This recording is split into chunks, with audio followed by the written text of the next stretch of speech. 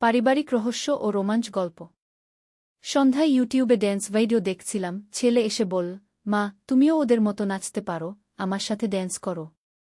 সন্ধ্যায় মোবাইলে YouTube video দেখছিলাম। একটা কাপল ড্যান্স ভিডিও চলছিল। খুব সুন্দর নাচছে। ছেলে এসে আমার পাশে বসল। কি দেখছ? নাচের ভিডিও। কি সুন্দর নাচে। সেও ভিডিওটা দেখল। Romantic song. Couple romantic dance করছে। মা, তুমিও ওদের মতো নাচতে পারো। আমি কি করে নাচব? বুড়ো হয়ে গেছি। তুমি বুড়ো নও। তোমার মধ্যে এখনো সব আছে। সে উঠে দাঁড়াল। আমার হাত ধরে টানল। ওঠো, আমার সাথে ড্যান্স করো। পাগল হয়েছিস নাকি? কাম অন মা, জাস্ট ট্রাই করো। আমি অনিচ্ছায় উঠলাম। সে মোবাইল ভলিউম বাড়াল। রোম্যান্টিক সং বাজছে। সে আমার হাত ধরল। এভাবে স্টেপ নাও। আমি অকওয়ার্ড ফিল করছিলাম। কিন্তু সে গাইড করছিল। একসময় রাইফম এসে গেলাম। তার সাথে থও মিলিয়ে নাচছি। মা, তুমি কত সুন্দর নাচো। তুমি পারফেক্ট। গানে বলছে কি তুমি আমার জীবন। হঠাৎ সে আমার কোমরে হাত দিল। আমাকে কাছে টানল। মা, আমি তোমার সাথে এভাবে ড্যান্স করতে চাই সারা জীবন। তুমি আমার লাইফ পার্টনার হও। মিউজিক চলছে। আমরা নাচতে থাকলাম। তার শ্বাস আমার মুখে পড়ছে। তুমি আমার বউ হও। আমরা এভাবেই থাকব। এই গল্পটি সম্পূর্ণ শুনলে আপনাদের পানি অটোমেটিক বের হয়ে যাবে, সো যত দ্রুত সম্ভব হাতের কাছে টিস্যু নিয়ে বসে পড়ো। বিছানার চাদর যেন নষ্ট না হয় সেটা সম্পূর্ণ খেয়াল রাখার অনুরোধ জানিয়ে গল্পটি এখন শুরু করব। তার আগে সর্বশেষ অনুরোধ, দয়া করে এমন পানি বের করার গল্প নিয়মিত শুনতে আমাদের চ্যানেলটি সকলেই সাবস্ক্রাইব করুন। ধন্যবাদ।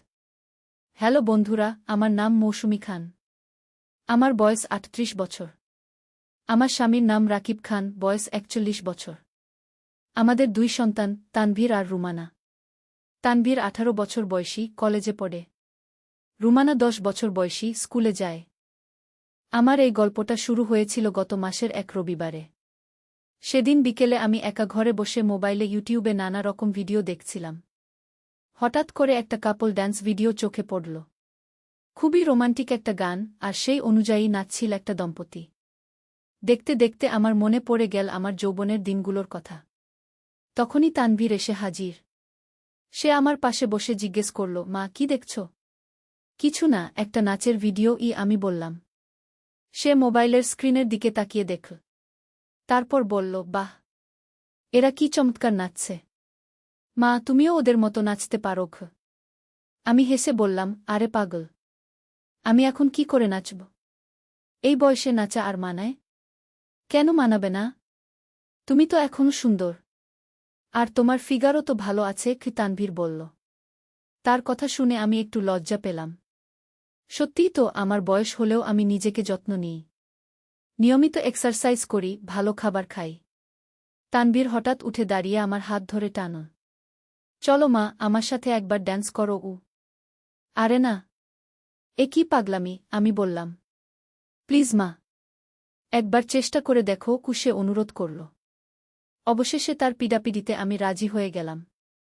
সে মোবাইলের ভলিউম বাড়িয়ে দিল। রোমান্টিক গানটা বাজতে শুরু করল। প্রথমে আমি একটু অস্বস্তি বোধ করলাম। কিন্তু তানভীর খুব ধৈর্য ধরে আমাকে স্টেপগুলো শেখাতে লাগল। মা, এভাবে পা রাখো। হাতটা এদিকে নিয়ে এসো। ধীরে ধীরে আমি তালে তালে নাচতে শুরু করলাম। তানভীর বলল, বাহ মা, তুমি কত সুন্দর নাচছ। একদম পারফেক্ট। গানে গায়ক বলছিল, তুমি আমার জীবনের সব কিছু। আর আমরা সেই তালে তালে নাচছি। হঠাৎ তানভীর আমার কোমরে হাত রেখে আমাকে কাছে টানল। আমি চমকে গেলাম। মা, আমি সারা জীবন তোমার সাথে এভাবে নাচতে চাই। সে বলল। আমার শ্বাস বন্ধ হয়ে আসছিল। তার নিঃশ্বাস আমার মুখে এসে পড়ছিল। তুমি আমার জীবনসঙ্গী হও। সে আবার বলল। ঠিক তখনই আমাদের কথোপকথন শুনে রাকিব এবং রুমানা ঘরে ঢুকল। তারা আমাদের নাচতে দেখে হেসে উঠল। বাহ, এ কি ব্যাপার? রাকিব বলল। তোমরা নাচছ? রুমানা খুশি হয়ে বলল, মা, তুমি এত সুন্দর নাচতে পারো, আমিও শিখব। আর সেই মুহূর্তেই আমার মাথায় একটা বুদ্ধি এল। আমি ভাবলাম, কেন না আমাদের পুরো পরিবারটাকে নিয়ে একটা ড্যান্স টিম বানাই? শোনো সবাই, আমি উৎসাহিত হয়ে বললাম, আমার একটা প্রস্তাব আছে। আমরা সবাই মিলে ড্যান্স শিখি। আমাদের নিজেদের একটা ফ্যামিলি ড্যান্স গ্রুপ বানাই গু। রাকিব প্রথমে একটু দ্বিধায় পড়ল। আমি তো নাচতে পারি না গি। কিছু যায় আসে না। আমরা সবাই একসাথে শিখব, আমি বললাম। রুমানা লাফিয়ে উঠল। হ্যাঁ, এটা খুব ভালো আইডিয়া। তানবীরও সায় দিল। চমৎকার! আমরা ইউটিউবে আমাদের ড্যান্স ভিডিও আপলোড করতে পারি। এভাবেই শুরু হয়ে গেল আমাদের পারিবারিক ড্যান্স গ্রুপের যাত্রা। প্রতিদিন সন্ধ্যায় আমরা একসাথে প্র্যাকটিস করতাম। রাকিব যদিও প্রথমে একটু অস্বস্তি বোধ করত, কিন্তু ধীরে ধীরে সেও আগ্রহী হয়ে উঠল। কয়েকদিন পর আমরা আমাদের প্রথম ড্যান্স পারফরম্যান্স রেকর্ড করলাম। তানবীর সেটা ইউটিউবে আপলোড করে দিল। আমাদের শিরোনাম দিয়েছিল ফ্যামিলি ড্যান্স, একসাথে নাচি, একসাথে থাকি গু। ভিডিওটা আপলোড করার পর আমরা অধীর আগ্রহে অপেক্ষা করতে লাগলাম। দেখি কত মানুষ দেখে, কি রিজেকশন আসে। প্রথম দিনেই ভিডিওটা 100 ভিউ পেল। দ্বিতীয় দিনে 500। তৃতীয় দিনে 1000। আমরা খুশিতে আটখানা। কমেন্টগুলো পড়ে আমরা আরও উৎসাহিত হলাম। একজন লিখেছে, বাহ, কি সুন্দর ফ্যামিলি, এরকম একসাথে নাচতে দেখে ভালো লাগল। আরেকজন লিখেছে, আমাদের পরিবারেও এরকম করা উচিত, আমরাও চেষ্টা করব। এভাবে ধীরে ধীরে আমাদের চ্যানেল জনপ্রিয় হতে থাকল। আমরা আরও ভিডিও বানাতে থাকলাম। কখনো সবাই মিলে, কখনো দুজন দুজন করে। কিন্তু একদিন আমাদের জীবনে একটা বড় ধরনের রহস্যময় ঘটনা ঘটল। সেদিন ছিল বৃহস্পতিবার। সন্ধ্যায় আমরা সবাই মিলে নতুন একটা কোরিওগ্রাফি প্র্যাকটিস করছিলাম। হঠাৎ করে আমাদের বাড়ির দরজায় কেউ একজন জোরে জোরে ধাক্কা দিতে শুরু করল। আমরা সবাই চমকে গেলাম। কে হতে পারে এত রাতে? রাকিব বলল। আমি দরজার কাছে গিয়ে জিজ্ঞেস করলাম, কে? আমি তানভীরের কলেজের বন্ধু সাইফুল। জরুরি কাজ আছে কি? বাইরে থেকে একটা পুরুষ কণ্ঠ এল। তানভীর দরজা খুলে দিল। ভেতরে ঢুকল লম্বা, চিকন একটা ছেলে। তার চোখে মুখে উদ্বেগের চিহ্ন। কি ব্যাপার সাইফুল, এত উত্তেজিত কেন? তানভীর জিজ্ঞেস করল। তানভীর, তোমার সাথে জরুরি কথা আছে। একাক, সাইফুল বলল। এখানেই বলো। এরা আমার পরিবার। তানভীর বলল। সাইফুল একটু ইতস্তত করে বলল, ঠিক আছে। আসলে আমার বাবা একটা বড় কোম্পানির মালিক। উনি তোমাদের ড্যান্স ভিডিওগুলো দেখেছেন। খুবই ইমপ্রেসড। আমরা সবাই অবাক হয়ে তার দিকে তাকিয়ে রইলাম। সাইফুল চলতে থাকল, উনি তোমাদের একটা অফার দিতে চান। তোমাদের পুরো পরিবারকে নিয়ে একটা বিজ্ঞাপন বানাতে চান। রিয়ালি গুড মানি। কি ধরনের বিজ্ঞাপন? রাকিব জিজ্ঞেস করল। একটা ফ্যামিলি রেস্টুরেন্ট চেইনের বিজ্ঞাপন। সেখানে তোমরা সবাই মিলে নাচবে, খাবে, মজা করবে। স্লোগান হবে, পরিবার নিয়ে আসুন, আনন্দ নিয়ে যান। আমাদের কাছে এটা স্বপ্নের মতো শোনাচ্ছিল। কিন্তু একই সাথে একটু সন্দেহ হচ্ছিল। তোমার বাবা কি করেন? আমি জিজ্ঞেস করলাম। উনি খান এন্টারপ্রাইজেসের মালিক।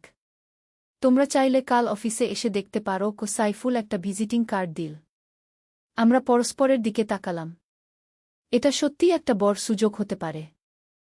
আমরা একটু ভেবে জানাবো, রাকিব বলল। সাইফুল চলে যাওয়ার পর আমরা পারিবারিক বৈঠক করলাম। সবাই মিলে সিদ্ধান্ত নিলাম যে কাল অফিসে গিয়ে দেখে আসব। পরের দিন আমরা 4 জনে মিলে খান এন্টারপ্রাইজেসের অফিসে গেলাম। অফিসটা সত্যিই বিশাল। বহুতল ভবন, অনেক কর্মচারী। আমাদের সাইফুলের বাবা মি খানের সাথে দেখা করানো হলো। তিনি খুবই ভদ্র ও বিনয়ী মানুষ। আপনাদের ড্যান্স ভিডিওগুলো দেখে আমি সত্যিই মুগ্ধ হয়েছি, তিনি বললেন। আপনারা একটা পারফেক্ট ফ্যামিলি। আমার বিজ্ঞাপনের জন্য এর চেয়ে ভালো মডেল আর হতে পারে না। তিনি আমাদের বিস্তারিত বুঝিয়ে দিলেন। 3 দিনের শুটিং, ভালো পারিশ্রমিক, আর ভবিষ্যতে আরও কাজের সুযোগ। আমরা রাজি হয়ে গেলাম। কিন্তু তখনও আমরা জানতাম না যে এই সিদ্ধান্তই আমাদের জীবনে এক অভূতপূর্ব রোমাঞ্চকর অভিজ্ঞতার দিকে নিয়ে যাবে।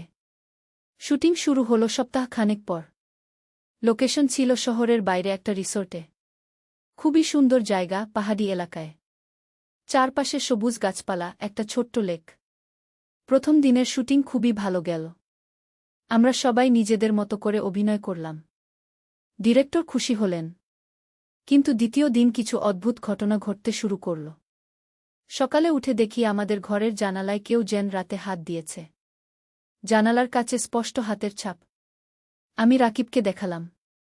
সে বলল, হয়তো কোনো স্টাফ মেম্বার গু। কিন্তু হাতের ছাপটা দেখে আমার মনে হলো এটা কোনো স্বাভাবিক হাত নয়। অনেক লম্বা, অদ্ভুত আকৃতির আঙুল।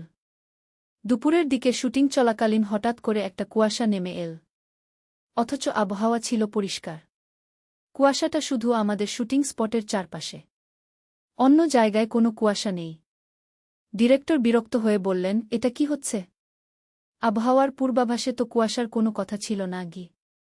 কিন্তু 15 মিনিট পরই কুয়াশা কেটে গেল। শুটিং আবার চালু হল। সন্ধ্যায় আমরা রিসোর্টের রেস্টুরেন্টে ডিনার করছিলাম। হঠাৎ করে বিজলি চলে গেল। জেনারেটর চালু হতে কয়েক মিনিট সময় লাগল। সেই অন্ধকারে কেউ যেন আমার কাঁধে হাত রাখল। আমি চমকে উঠে পেছনে তাকালাম। কিন্তু কাউকে দেখলাম না। কি হয়েছে? রাকিব জিজ্ঞেস করল। কেউ যেন আমার কাঁধে হাত রেখেছিল আমি বললাম। তুমি ভুল বুঝেছ। আমরা তো সবাই এখানেই আছি তানভীর বলল। কিন্তু আমি নিশ্চিত ছিলাম কেউ একজন আমার কাঁধে হাত রেখেছিল। আর সেই হাতটা খুবই ঠান্ডা ছিল। রাতে ঘুমাতে যাওয়ার সময় আমার ঘুম আসছিল না। জানালার বাইরে তাকিয়ে দেখি লেকের পাড়ে কেউ যেন দাঁড়িয়ে আছে। একটা সাদা পোশাক পরা মানুষের ছায়া। আমি রাকিবকে ডাকলাম। ওই দেখো, লেকের পাড়ে কেউ দাঁড়িয়ে আছে গি। রাকিব উঠে এসে জানালার কাছে দাঁড়াল। কোথায়? আমি তো কাউকে দেখছি না গি। আমি আবার তাকালাম। সত্যিই কেউ নেই। হয়তো তুমি ভুল দেখেছ। ক্লান্তির কারণে মনে হতে পারে রাকিব বলল। কিন্তু আমি নিশ্চিত ছিলাম যে আমি কাউকে দেখেছি। তৃতীয় দিনের শুটিং শেষ হওয়ার পর আমরা প্যাকিং করছিলাম। হঠাৎ করে রুমানা দৌড়ে এসে বলল, মা, ওই লেকের মধ্যে কিছু একটা আছে। আমরা সবাই লেকের দিকে গেলাম। পানির নিচে সত্যিই কিছু একটা দেখা যাচ্ছিল। একটা বট কালো ছায়ার মতো। রিসর্টের ম্যানেজারকে খবর দিলাম। তিনি এসে দেখে বললেন, এটা হয়তো কোনো বড় মাছ। আমাদের লেকে অনেক বড় মাছ আছে গি। কিন্তু আমার মনে হচ্ছিল এটা কোনো মাছ নয়। আকৃতি অনেকটা মানুষের মতো। আমরা রিসর্ট ছেড়ে চলে আসলাম। কিন্তু সেই অভিজ্ঞতার কথা ভুলতে পারছিলাম না। বাড়ি ফিরে এসে আমরা স্বাভাবিক জীবনে ফিরে গেলাম। বিজ্ঞাপনের পেমেন্টও পেয়ে গেলাম। কিন্তু রিসর্টের সেই রহস্যময় ঘটনাগুলো আমাদের মনে গেঁথে গেল। কয়েকদিন পর তানভীর ইন্টারনেটে সেই রিসর্ট নিয়ে সার্চ করতে গিয়ে একটা পুরনো নিউজ পেল। 10 বছর আগে সেই লেকে একজন যুবক ডুবে মারা গিয়েছিল। তার লাশ কখনো পাওয়া যায়নি। মা, তুমি কি মনে করো? তানভীর আমাকে জিজ্ঞেস করল।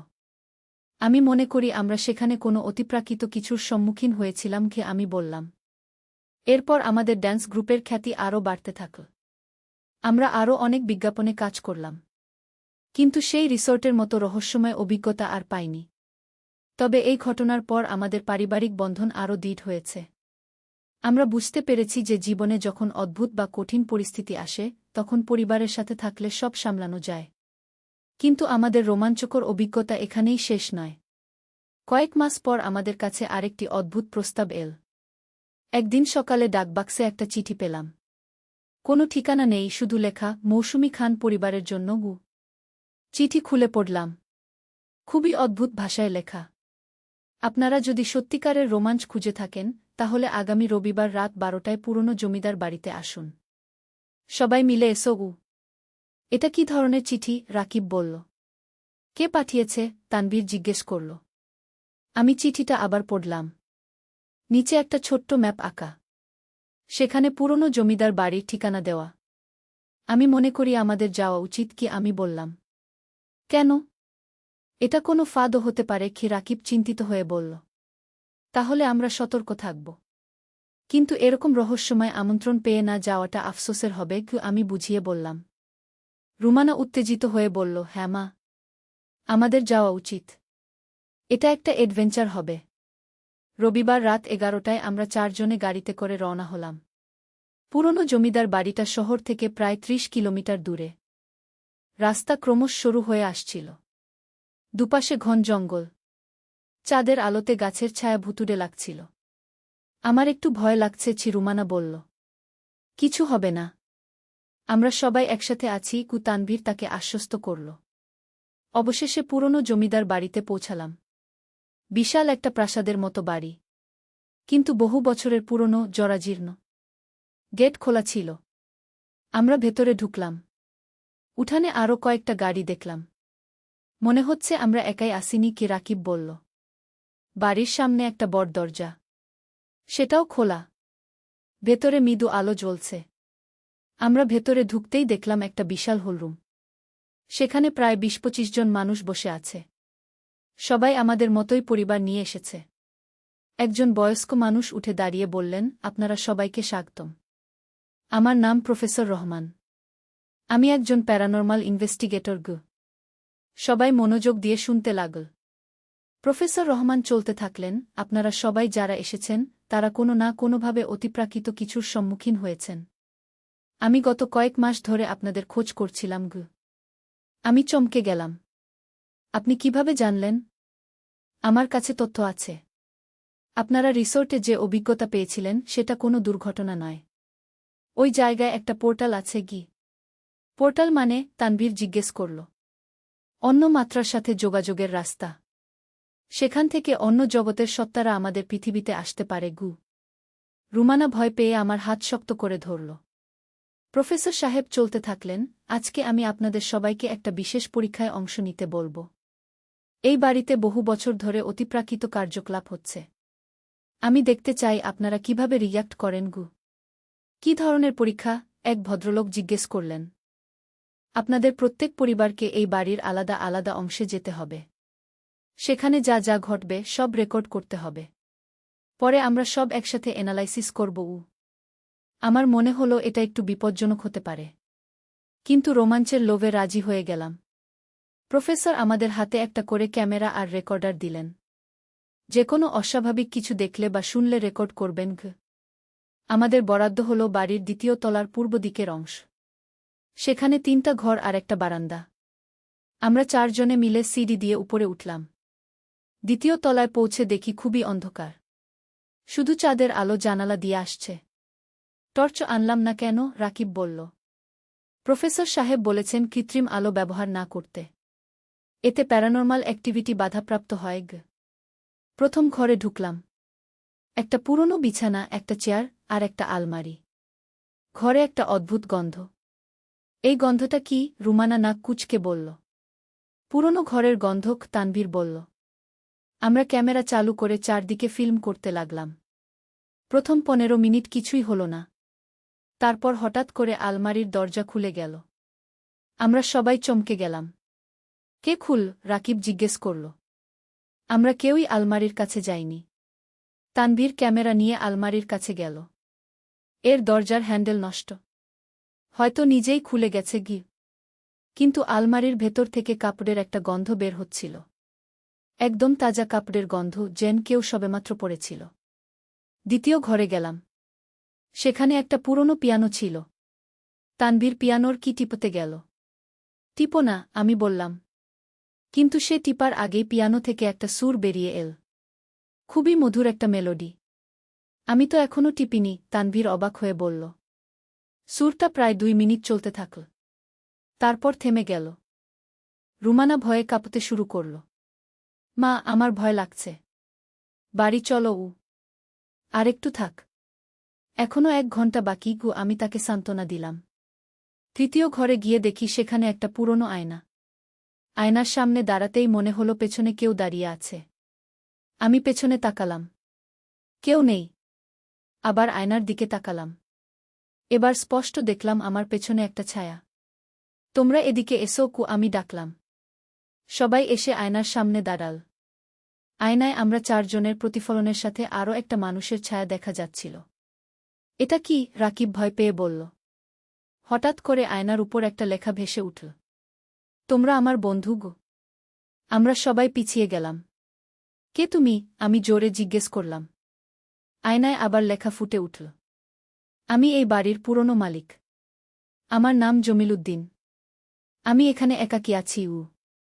তানভীর সাহস করে বলল, আপনি কি চান? আমি শুধু মানুষের সঙ্গ চাই। বহু বছর ধরে একা আছি। তোমরা আমার সাথে কথা বলো।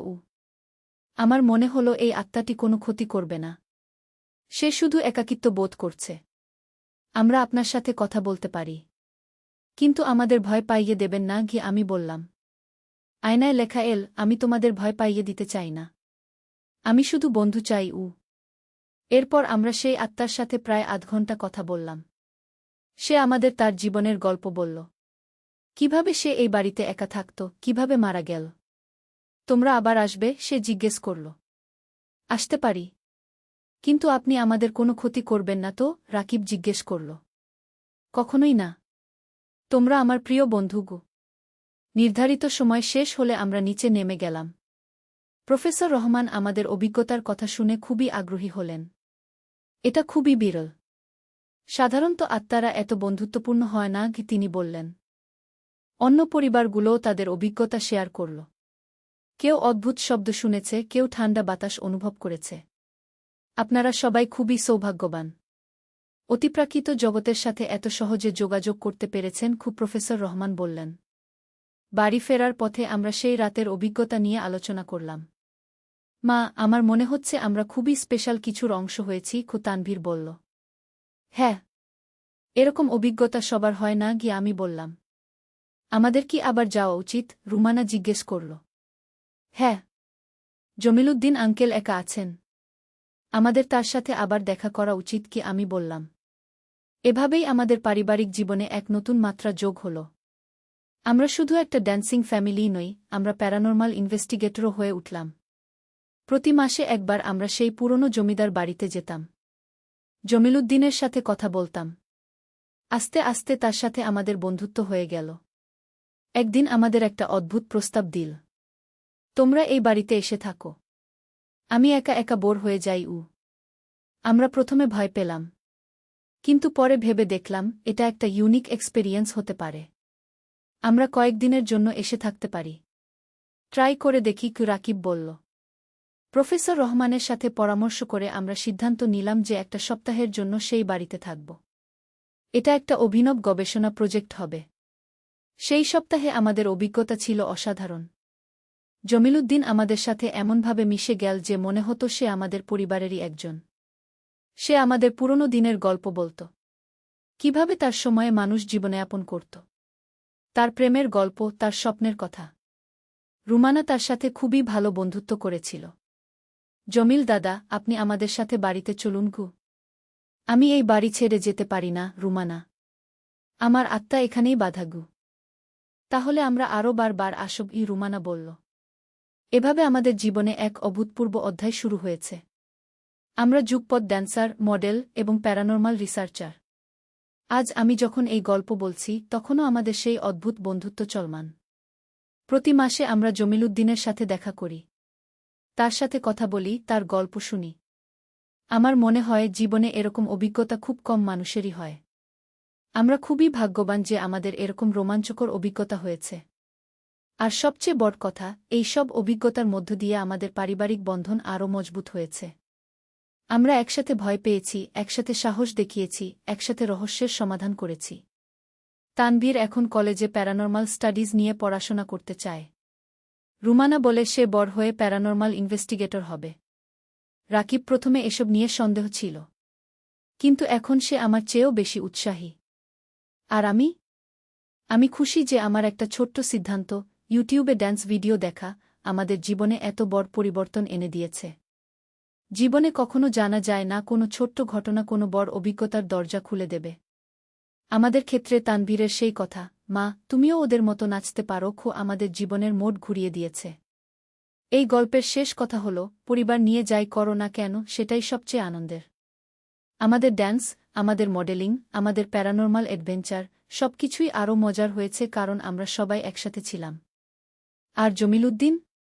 সে এখন আমাদের পরিবারেরই একজন। যদিও সে আত্মা, কিন্তু আমাদের কাছে সে একজন প্রিয় মানুষ। এই হল আমাদের পারিবারিক রহস্য ও রোমাঞ্চের গল্প। একটা সাধারণ সন্ধ্যায় ড্যান্স করতে গিয়ে কিভাবে আমাদের জীবন অসাধারণ হয়ে উঠল, সেই গল্প। গতকাল বৃষ্টিতে ভিজে বাড়ি ফিরে ছেলে আমাকে যা বলেছে সেটা ভাবলে এখনও আমার গা শিউরে ওঠে। বিকেল বেলা হঠাৎ ঝড় বৃষ্টি শুরু হয়েছিল। আমি আর ছেলে বাজার থেকে ফিরছিলাম। ছাতা ছিল একটাই। দৌড়ে বাড়ি এলাম, কিন্তু দুজনেই ভিজে গেছি। বাড়ি এসে আমি বললাম, তুই আগে গিয়ে কাপড় বদলা। সে বলল, না মা, তুমি আগে যাও। আমি কাপড় বদলে এসে দেখি সে এখনও ভেজা কাপড়েই বসে আছে। তুই এখনও কাপড় বদলাসনি কেন? আমি জিজ্ঞেস করলাম। সে বলল, মা, তোমার সাথে এভাবে বৃষ্টিতে ভেজা খুব ভালো লেগেছে। আমি হেসে বললাম, পাগল, এখন জ্বর হয়ে যাবে গু। তখনই সে আমার হাত ধরে বলল, মা, আমি তোমাকে কিছু বলবো। আমি মাথা নাড়লাম। সে আমার দিকে গভীর দৃষ্টিতে তাকিয়ে বলল, আজ বৃষ্টিতে যখন তুমি আমার পাশে ছিলে, তখন মনে হচ্ছিল আমরা দুজনে স্বামী স্ত্রী গো। আমি চমকে উঠলাম। তুই কি বলছিস? সে আমার কাছে আরও কাছে এসে বলল, মা, আমি মিথ্যা বলছি না। আজ তোমার হাত ধরে দৌড়ানোর সময় মনে হচ্ছিল তুমি আমার বউ। আমার গাল গরম হয়ে উঠল। আর আমি চাই এটা শুধু অনুভূতি না থেকে সত্যি হয়ে যাক। বাইরে তখনও বৃষ্টির শব্দ। সে আমার 2 কাঁধ ধরে বলল, মা, আমি তোমাকে ভালোবাসি। আমি জানি এটা স্বাভাবিক নয়, কিন্তু আমার হৃদয় তোমার জন্য পাগল। তার ভেজা চুল থেকে পানির ফোঁটা পড়ছিল। সে বলল, তুমি কি আমাকে বিয়ে করবে মা? আমরা এই সমাজের নিয়ম ভেঙে নতুন নিয়ম বানাব। আমি কথা বলতে পারছিলাম না। সে আমার নীরবতাকে সায় মনে করে আমাকে জড়িয়ে ধরল। আমি তোমাকে এমন ভালোবাসব যেমন কোনো স্বামী তার স্ত্রীকে ভালোবাসে। বৃষ্টির শব্দ কমে গেছে, কিন্তু আমার হৃদয়ের ঝড় থেমে যায়নি। এই গল্পটি সম্পূর্ণ শুনলে আপনাদের পানি অটোমেটিক বের হয়ে যাবে, যত দ্রুত সম্ভব হাতের কাছে টিস্যু নিয়ে বসে পড়ো। বিছানার চাদর যেন নষ্ট না হয় সেটা সম্পূর্ণ খেয়াল রাখার অনুরোধ জানিয়ে গল্পটি এখন শুরু করব। তার আগের সর্বশেষ অনুরোধ, দয়া করে এমন পানি বের করার গল্প নিয়মিত শুনতে আমাদের চ্যানেলটি সকলেই সাবস্ক্রাইব করুন। ধন্যবাদ। হ্যালো বন্ধুরা, আমার নাম সুমিতা দাস। আমার বয়স 43 বছর। আমার স্বামীর নাম রবিন দাস, বয়স 46 বছর। আমাদের 2 সন্তান, রিয়াদ আর পূর্ণিমা। রিয়াদ 20 বছর বয়সী, বিশ্ববিদ্যালয়ে পড়ে। পূর্ণিমা 13 বছর বয়সী, স্কুলে যায়। আমার জীবনের সবচেয়ে রহস্যময় ঘটনাটি ঘটল গত সপ্তাহে। সেদিন সকালে ঘুম থেকে উঠেই দেখি রিয়াদ আমার রুমে বসে কাঁদছে। তার চোখ লাল হয়ে গেছে। আমি ভয় পেয়ে গেলাম। কি হয়েছে বাবা? জিজ্ঞেস করলাম। রিয়াদ কাঁপা গলায় বলল, মা, আমি রাতে একটা অদ্ভুত স্বপ্ন দেখেছি। স্বপ্নে দেখলাম আমি আর তুমি একসাথে একটা বিরাট প্রাসাদে থাকি। সেখানে আমরা দুজনে রাজারানী হিসেবে রাজত্ব করি। আমি হেসে বললাম, এটা তো ভালো স্বপ্ন, কাঁদছিস কেন? রিয়াদ আমার হাত ধরে বলল, মা, স্বপ্নে আমি তোমাকে বিয়ে করেছিলাম। আমরা দুজন স্বামী স্ত্রী ছিলাম। আমার মাথায় যেন বাজ পড়ল। তুই কি বলছিস? রিয়াদ কান্নায় ভেঙে পড়ে বলল, মা, স্বপ্নটা এতই বাস্তব ছিল যে আমি বুঝতেই পারিনি এটা স্বপ্ন। সেখানে তুমি আমার স্ত্রী ছিলে। আমি তোমাকে চুমু দিয়েছিলাম, তোমাকে জড়িয়ে ধরেছিলাম। আমার গলা শুকিয়ে গেল। রিয়াদ আরও বলল, মা, যখন ঘুম ভাঙল তখন আমার মনে হলো এটাই বাস্তব।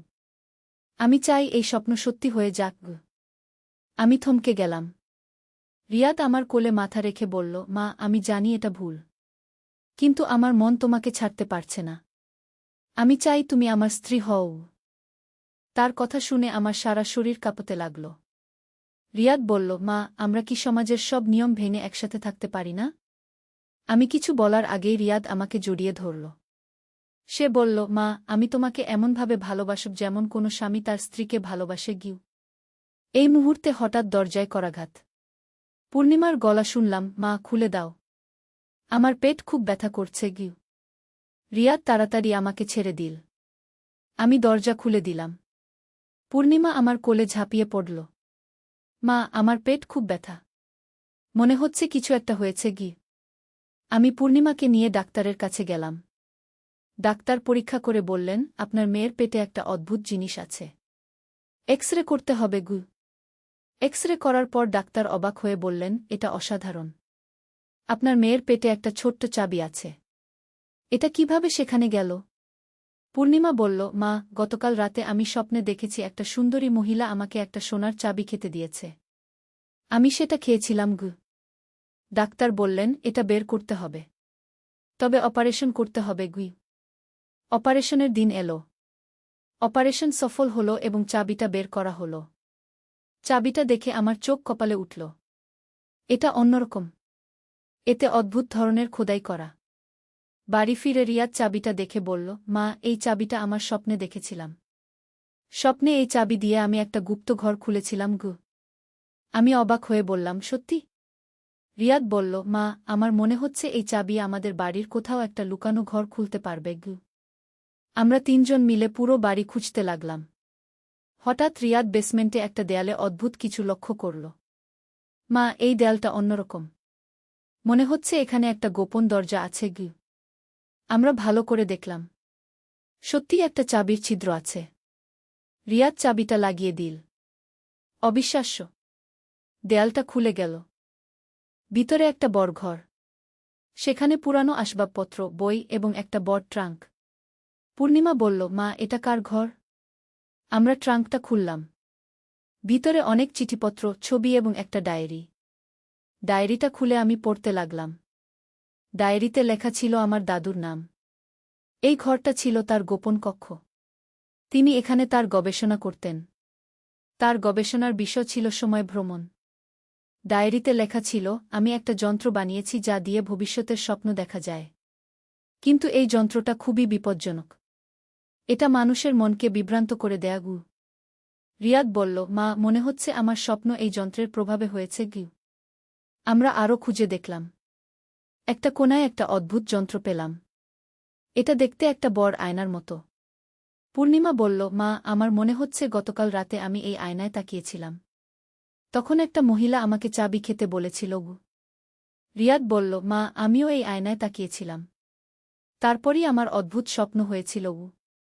ডায়েরি থেকে জানলাম যে এই আয়নাটা ভবিষ্যতের ঘটনা দেখায়। কিন্তু এটা সত্য আর স্বপ্নের মধ্যে পার্থক্য মুছে দেয়া।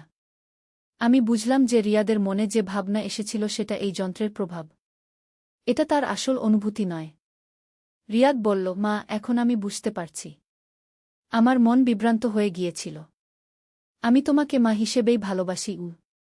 পূর্ণিমা বলল, মা, আমাদের এই যন্ত্রটা ধ্বংস করে ফেলা উচিত। আমরা সিদ্ধান্ত নিলাম যন্ত্রটা ভেঙে ফেলব। কিন্তু যন্ত্রটা ভাঙার আগে আমি একবার এতে তাকালাম। আয়নায় দেখলাম ভবিষ্যতের একটা দৃশ্য। দেখলাম রিয়াদ একটা সুন্দরী মেয়েকে বিয়ে করেছে। পূর্ণিমা বড় হয়ে ডাক্তার হয়েছে। আমি আর রবিন খুশিতে আছি। রিয়াদ বলল, মা, আমি এই আয়না আর তাকাব না। আমি আমার আসল জীবন নিয়ে খুশি। আমরা একসাথে যন্ত্রটা ভেঙে ফেললাম। সেই সাথে সব বিভ্রান্তির অবসান হল। পরের দিন সকালে রিয়াদ আমার কাছে এসে বলল, মা, আমি তোমার কাছে ক্ষমা চাই। গতকাল আমার মন বিভ্রান্ত হয়ে গিয়েছিল। আমি তাকে জড়িয়ে ধরে বললাম, কোনো সমস্যা নেই বাবা। তুমি আমার ভালো ছেলে। এরপর থেকে আমাদের পারিবারিক জীবন স্বাভাবিক হয়ে গেল। রিয়াদ তার পড়াশোনায় মন দিল। পূর্ণিমাও সুস্থ হয়ে গেল। কিছুদিন পর রিয়াদ আমাকে বলল, মা, আমার ক্লাসে একটা মেয়ে আছে। সে আমাকে পছন্দ করে। আমিও তাকে ভালোবাসি। আমি খুশি হয়ে বললাম, সে কেমন? রিয়াদ বলল, সে খুব ভালো। নাম তানিয়া। তার পরিবারও ভালো। কয়েক মাস পর রিয়াদ তানিয়াকে আমাদের বাড়িতে নিয়ে এলো। সে সত্যিই খুব ভালো মেয়ে। আমার খুব পছন্দ হল। রবিন বলল, আমাদের ছেলের পছন্দ ভালো। 1 বছর পর রিয়াদ আর তানিয়ার বিয়ে হল। খুব সুন্দর বিয়ে হল। আমি খুব খুশি ছিলাম। পূর্ণিমা বলল, মা, আমার ভাই এখন খুব খুশি। বিয়ের পর রিয়াদ তানিয়া নিয়ে একটা আলাদা ফ্ল্যাটে চলে গেল। কিন্তু প্রতিদিন আমাদের সাথে দেখা করতে আসত। তানিয়া আমাকে মা বলে ডাকত। সে আমার কাজকর্মে সাহায্য করত। 1 বছর পর তানিয়া গর্ভবতী হল। আমরা সবাই খুব খুশি হলাম। রিয়াদ বাবা হবে। 9 মাস পর একটা সুন্দর নাতি হল। তার নাম রাখা হল আরিয়ান। আমি নানি হলাম। এখন আমাদের পরিবার আরও বড় হয়েছে। রিয়াদ একটা ভালো চাকরি পেয়েছে। তানিয়া গৃহিণী হিসেবে খুব ভালো। পূর্ণিমা এখন হাই স্কুলে পড়ে। সে খুব মেধাবী। ডাক্তার হওয়ার স্বপ্ন দেখে। আমি আর রবিন এখন নানানানি হয়ে খুব খুশি। আমাদের জীবনে শান্তি এসেছে। সেই রহস্যময় ঘটনার পর আমরা বুঝতে পেরেছি যে কিছু কিছু জিনিস আমাদের জীবনে বিভ্রান্তি আনতে পারে। কিন্তু সত্যিকারের ভালোবাসা আর পারিবারিক বন্ধন সব বিভ্রান্তি দূর করে দেয়া। রিয়াদ এখন একজন দায়িত্বশীল স্বামী আর বাবা। সে তার পরিবারকে খুব ভালোবাসে। তানিয়া আমাদের পরিবারের একজন গুরুত্বপূর্ণ সদস্য হয়ে গেছে। সে আমাদের সবার যত্ন নেয়। আরিয়ান আমাদের সবার আনন্দের কারণ। তার হাসি দেখলে সব দুঃখ ভুলে যাই। পূর্ণিমা এখন একজন বুদ্ধিমতী তরুণী। সে তার ভবিষ্যৎ নিয়ে স্বপ্ন দেখে। আমি এখন বুঝতে পারি যে জীবনে অনেক রকম পরীক্ষা আসে, কিন্তু পরিবারের সাথে থাকলে সব পরীক্ষায় উত্তীর্ণ হওয়া যায়। সেই গোপন ঘরটা আমরা বন্ধ করে দিয়েছি, আর কখনো সেখানে যাই না, কারণ আমরা জানি যে অতীতের কিছু রহস্য না জানাই ভালো। রবিন বলে, আমাদের পরিবারে এখন সুখশান্তি গু। আমিও তাই মনে করি। আমাদের জীবন এখন একটা সুন্দর গল্পের মতো। এভাবেই আমাদের পারিবারিক জীবনের একটা কঠিন পর্যায় কেটে গেল। আমরা বুঝলাম যে সত্যিকারের ভালোবাসা হচ্ছে পরিবারের প্রতি ভালোবাসা। রিয়াদ এখন একজন আদর্শ ছেলে। তানিয়া একজন আদর্শ বুমা। পূর্ণিমা একজন আদর্শ মেয়ে। আরিয়ান আমাদের ভবিষ্যতের আশা। সে বড় হয়ে আমাদের পরিবারের গৌরব বৃদ্ধি করবে। আমি এখন একজন সুখী মা, নানী এবং স্ত্রী। আমার জীবনে আর কোনো অতৃপ্তি নেই। রবিনও খুব খুশি। সে বলে, আমাদের সংসারে এখন স্বর্গের মতো সুখ। এই রহস্যময় ঘটনা আমাদের পরিবারকে আরও শক্তিশালী করে তুলেছে। আমরা একে অপরকে আরও ভালো করে বুঝতে পেরেছি। সেই দিন থেকে আমরা প্রতিদিন একসাথে খাওয়া দাওয়া করি, একসাথে সময় কাটাই। পরিবারের সবাই সুখী। জীবনে কখনো কখনো এমন কিছু ঘটনা ঘটে যা আমাদের পরীক্ষায় ফেলে, কিন্তু যদি আমরা সত্যিকারের ভালোবাসা আর বিশ্বাসের সাথে সেই পরীক্ষার মুখোমুখি হই, তাহলে আমরা সফল হতে পারি। আমাদের এই গল্প তেমনি একটা গল্প। প্রথমে বিভ্রান্তি, তারপর সত্য উদ্ঘাটন এবং শেষে সুখের সমাপনী। এখন আমাদের পরিবারে আর কোনো রহস্য নেই। সবকিছু স্বচ্ছ এবং সুন্দর। আমরা সবাই একসাথে সুখে দুঃখে পাশাপাশি আছি। কিন্তু জীবনে আরও অনেক রোমাঞ্চকর ঘটনা আমাদের অপেক্ষা করছিল। সেই গোপন ঘরে আমরা আরও কিছু জিনিস পেয়েছিলাম যেগুলো নিয়ে আমি এখনও কথা বলিনি। সেই পুরানো ট্রাঙ্কে একটা মানচিত্র ছিল। মানচিত্রটায় আমাদের গ্রামের আশেপাশের এলাকার একটা গুপ্তধনের সন্ধান ছিল। রিয়াদ মানচিত্রটা দেখে বলেছিল, মা, এটা দাদুর আমলের। হয়তো সত্যিই কোথাও গুপ্তধন আছে গি। পূর্ণিমা উৎসাহিত হয়ে বলল, মা, আমরা খুঁজে দেখতে পারি গু। আমি প্রথমে রাজি হইনি, কিন্তু পরিবারের সবার চাপে শেষ পর্যন্ত রাজি হয়ে গেলাম। পরের শুক্রবার আমরা 4 জন মিলে রওনা দিলাম। মানচিত্র অনুযায়ী গ্রামের পূর্ব দিকে একটা পুরানো বটগাছের নিচে গুপ্তধন চাপা আছে। জায়গাটা খুঁজে পেতে আমাদের প্রায় 2 ঘন্টা লাগল। সত্যিই একটা বিরাট বটগাছ ছিল। গাছের নিচে মাটি খুঁড়তে শুরু করলাম। প্রায় 3 ফুট খুঁড়ার পর আমাদের কোদালে একটা শক্ত জিনিসে লাগল। রিয়াদ বলল, মা, কিছু একটা পেয়েছি। আমরা সবাই মিলে মাটি সরিয়ে দেখি একটা পুরানো কাঠের বাক্স। বাক্সটা তুলে আনলাম। এতে একটা তালা ছিল। পূর্ণিমা বলল, মা, এই তালাটা খোলার জন্য হয়তো আমাদের পেটে থাকা চাবিটাই দরকার ছিল।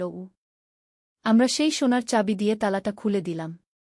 বাক্সের ভিতরে অনেক পুরানো স্বর্ণের মুদ্রা, হীরার গহনা এবং আরও অনেক মূল্যবান জিনিসপত্র। রবিন অবাক হয়ে বলল, এত সম্পদ! আমাদের দাদু এগুলো কোথায় পেয়েছিলেন? ট্রাঙ্কের ভিতরে আরেকটা চিঠি পেলাম।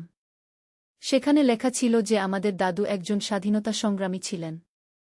ব্রিটিশদের কাছ থেকে এই সম্পদ উদ্ধার করে লুকিয়ে রেখেছিলেন। রিয়াদ বলল, মা, দাদু চেয়েছিলেন আমরা এই সম্পদ দিয়ে দেশের কল্যাণে কাজ করি। আমরা সিদ্ধান্ত নিলাম এই অর্থ দিয়ে আমাদের এলাকায় একটা স্কুল তৈরি করব। গরিব বাচ্চারা যাতে বিনামূল্যে পড়াশোনা করতে পারে। স্কুল তৈরির কাজ শুরু হল। পুরো এলাকার মানুষ আমাদের সাহায্য করতে এগিয়ে এলো। 6 মাসের মধ্যে একটা সুন্দর স্কুল তৈরি হয়ে গেল। স্কুলের নাম দিলাম শহীদ আনোয়ার উদ্দিন প্রাথমিক বিদ্যালয় গু, আমাদের দাদুর নামে। প্রথম দিনেই 100 জন বাচ্চা ভর্তি হল।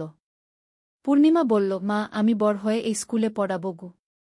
রিয়াদ আর তানিয়া বলল, আমরাও সপ্তাহে কয়েকদিন এসে বাচ্চাদের পড়াবো। এই স্কুলের মাধ্যমে আমাদের পরিবার এলাকার সবার কাছে আরও সম্মানিত হয়ে উঠল। মানুষ আমাদের ভালোবাসতে লাগল। একদিন এক অদ্ভুত ঘটনা ঘটল। স্কুলে পড়ানোর সময় হঠাৎ আমার মনে পড়ল সেই যন্ত্রের কথা। আমি ভাবলাম, যদি সেই যন্ত্র দিয়ে ভবিষ্যতে দেখতে পারি যে আমাদের স্কুলের বাচ্চারা কেমন হবে। কিন্তু তারপরই মনে পড়ল সেই যন্ত্রের বিপদের কথা। আমি সিদ্ধান্ত নিলাম আর কখনো সেই ধরনের জিনিস নিয়ে চিন্তা করব না। বর্তমান নিয়েই আমি সন্তুষ্ট। আমার পরিবার সুখী, আমাদের একটা ভালো কাজ হয়েছে, এলাকার মানুষ আমাদের ভালোবাসে। আরিয়ান এখন 2 বছর বয়সী। সে খুব চঞ্চল আর বুদ্ধিমান। তার সাথে খেলতে আমার খুব ভালো লাগে। তানিয়া আবার গর্ভবতী হয়েছে। এবার হয়তো একটা মেয়ে হবে। আমি আরেকটা নাতনি পাব। পূর্ণিমা এখন ক্লাসে প্রথম হয়। সে বলে, মা, আমি ডাক্তার হয়ে এলাকার গরিব মানুষদের বিনামূল্যে চিকিৎসা দেব গো। রিয়াদ তার চাকরিতে প্রমোশন পেয়েছে। সে এখন একজন সিনিয়র ইঞ্জিনিয়ার। তার আয় ভালো হয়েছে। রবিনও তার ব্যবসায় সফল হয়েছে। সে বলে, আমাদের পরিবারে এখন আল্লাহর অশেষ রহমত। আমিও এখন স্কুলে কাজ করি। শিক্ষকতা করতে আমার খুব ভালো লাগে। বাচ্চারা আমাকে খুব ভালোবাসে। এভাবে আমাদের জীবনে একের পর এক ভালো জিনিস ঘটতে থাকল।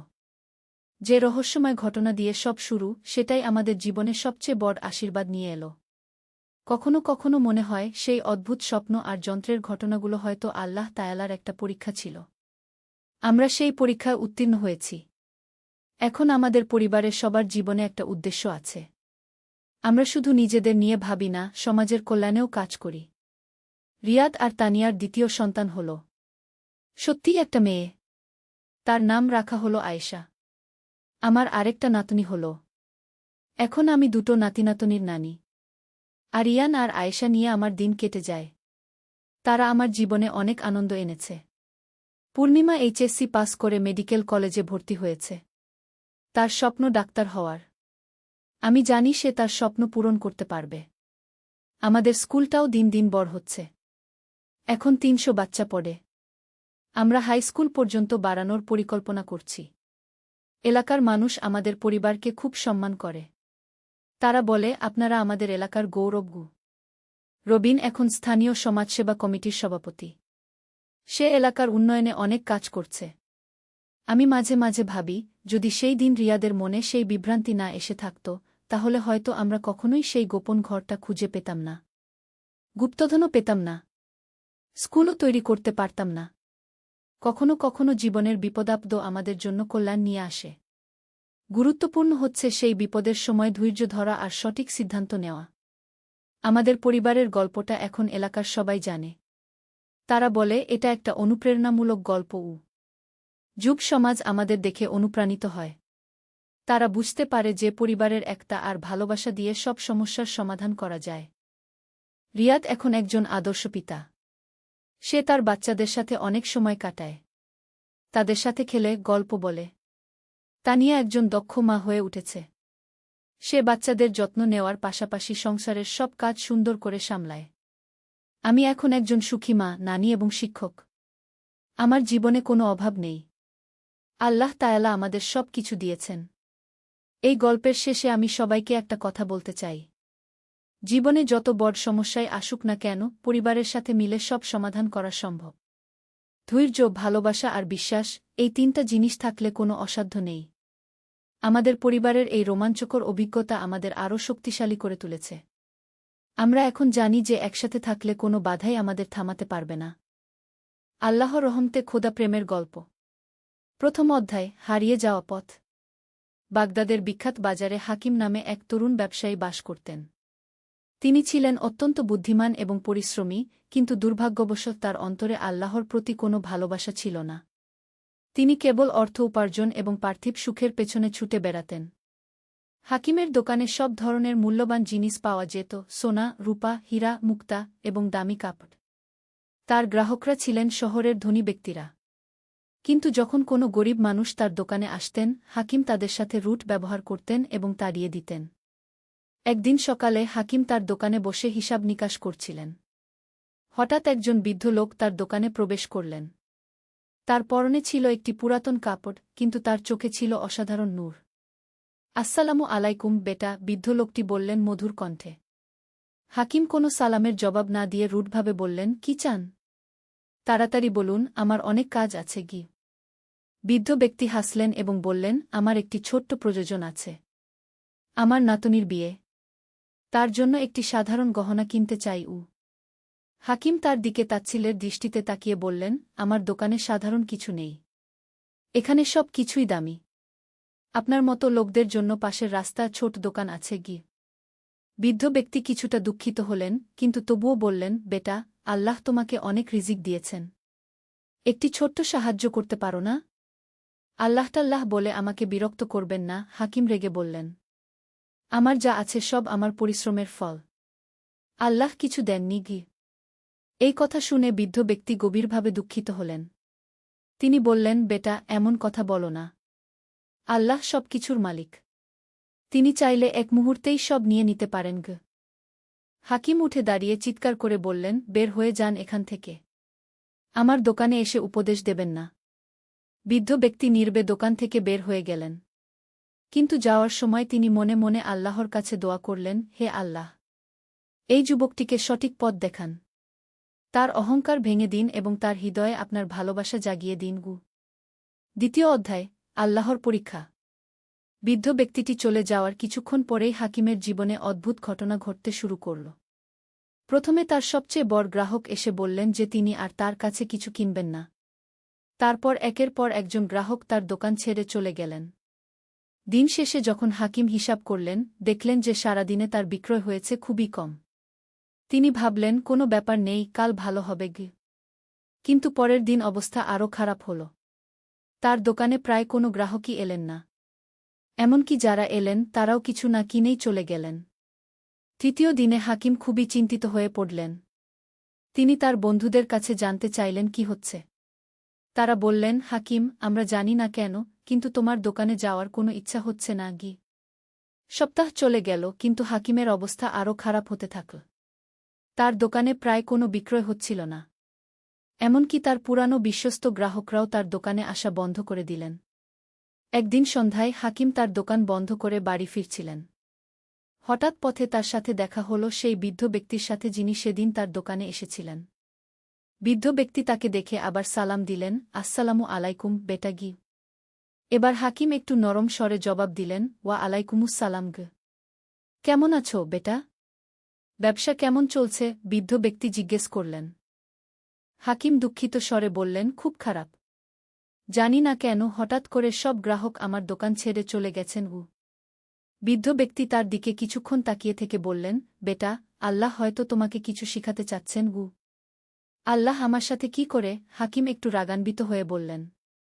মনে আছে সেদিন তুমি কি বলেছিলে? বৃদ্ধ ব্যক্তি শান্ত স্বরে বললেন। তুমি বলেছিলে যে তোমার যা আছে সব তোমার পরিশ্রমের ফল, আল্লাহ কিছু দেননি গি। হাকিম এই কথা শুনে থমকে দাঁড়ালেন। তিনি বুঝতে পারলেন যে এই বিপদের সাথে সেদিনের ঘটনার সম্পর্ক থাকতে পারে। তৃতীয় অধ্যায়, আত্মোপলব্ধি। রাতে হাকিম ঘুমাতে পারলেন না। তিনি বারবার সেই বৃদ্ধ ব্যক্তির কথা ভাবতে লাগলেন।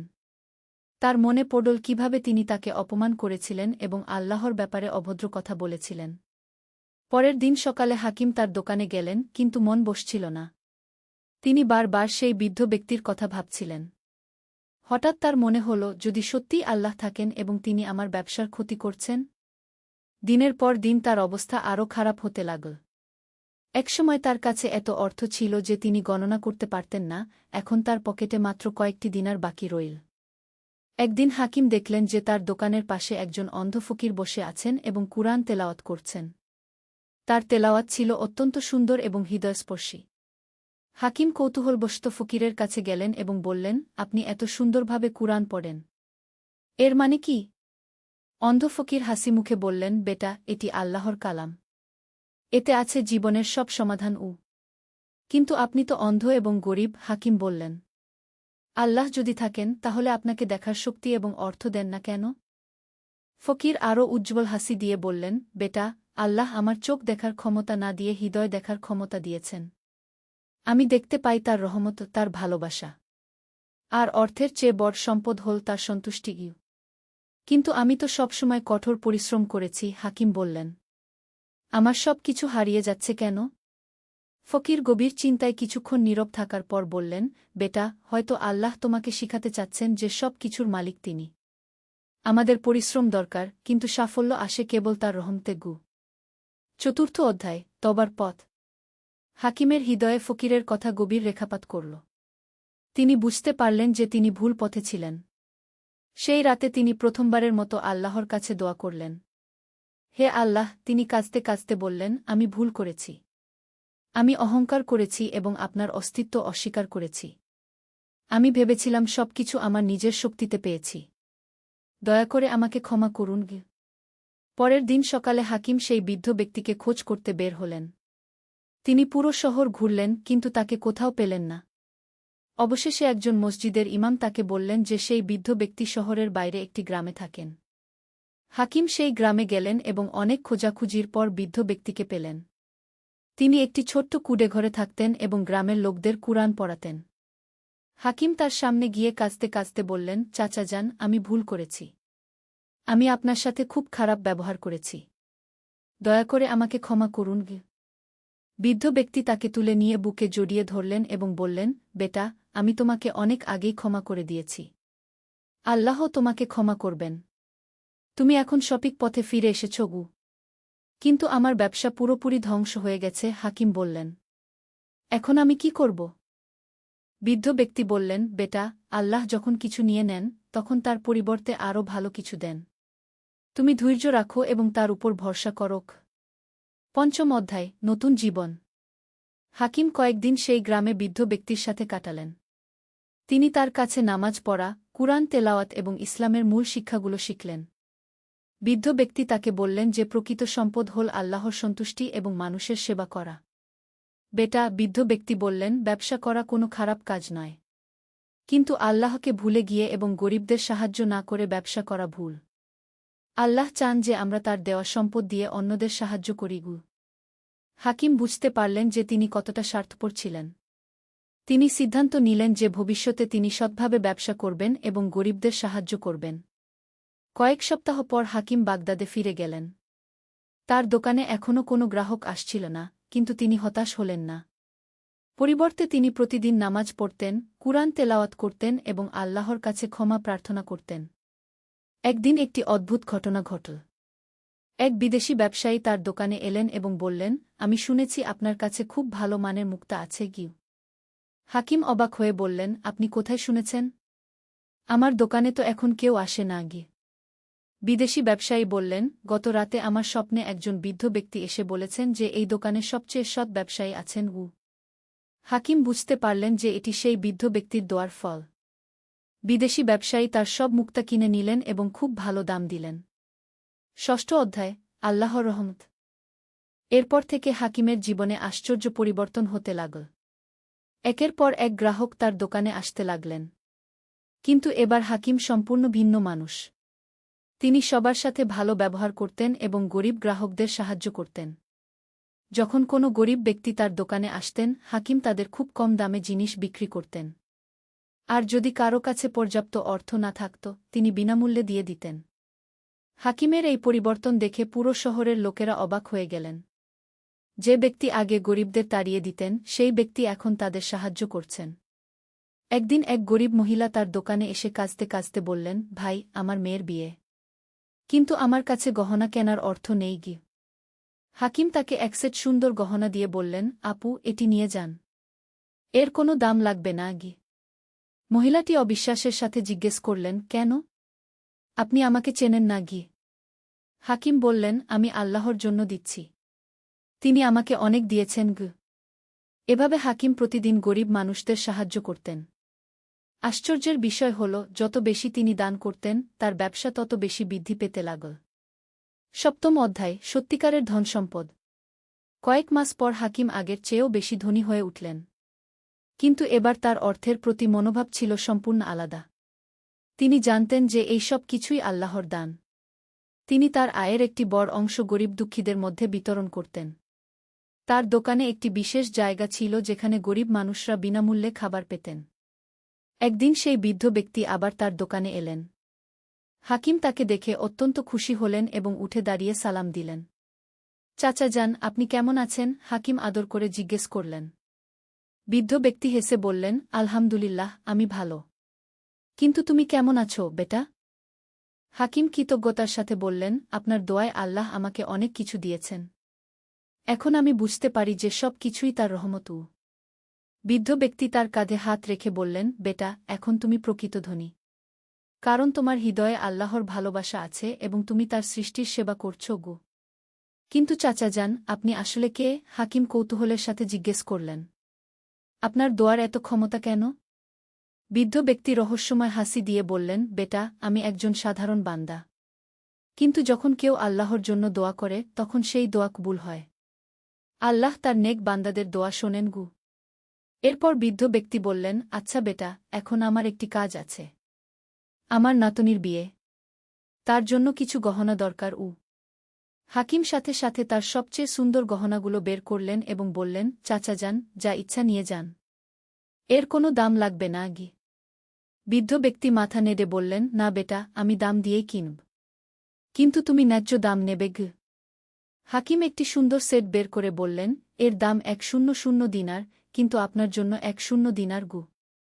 বৃদ্ধ ব্যক্তি টাকা দিয়ে বললেন, বেটা, আল্লাহ তোমার ব্যবসায় আরও বরকত দিন। অষ্টম অধ্যায়, পরীক্ষার সময়। কয়েক বছর পর হাকিম শহরের সবচেয়ে সম্মানিত ব্যবসায়ী হয়ে উঠলেন। তিনি কেবল ব্যবসায়ী নয়, একজন দানবীর এবং সমাজসেবক হিসেবেও পরিচিত ছিলেন। তার দোকানে একটি মসজিদ এবং একটি মাদ্রাসা প্রতিষ্ঠা করেছিলেন। একদিন শহরে দুর্ভিক্ষ দেখা দিল। অনাবৃষ্টির কারণে ফসল নষ্ট হয়ে গেল এবং মানুষেরা খাদ্যের জন্য হাহাকার করতে লাগল। অনেক ব্যবসায়ী এই সুযোগে খাদ্যের দাম বাড়িয়ে দিলেন। হাকিম কি করবেন ভেবে পেলেন না। তার গুদামে প্রচুর খাদ্যশস্য জমা ছিল। তিনি চাইলে খুব বেশি দামে বিক্রি করে প্রচুর লাভ করতে পারতেন। রাতে হাকিম নামাজ পড়ার পর আল্লাহর কাছে দোয়া করলেন, হে আল্লাহ, আমি কি করব? আমার পরিবারের ভবিষ্যতের জন্য অর্থ জমানো দরকার, কিন্তু মানুষও ক্ষুধার্ত। সেই রাতে তিনি একটি স্বপ্ন দেখলেন। স্বপ্নে দেখলেন যে তিনি কিয়ামতের দিন আল্লাহর সামনে দাঁড়িয়ে আছেন।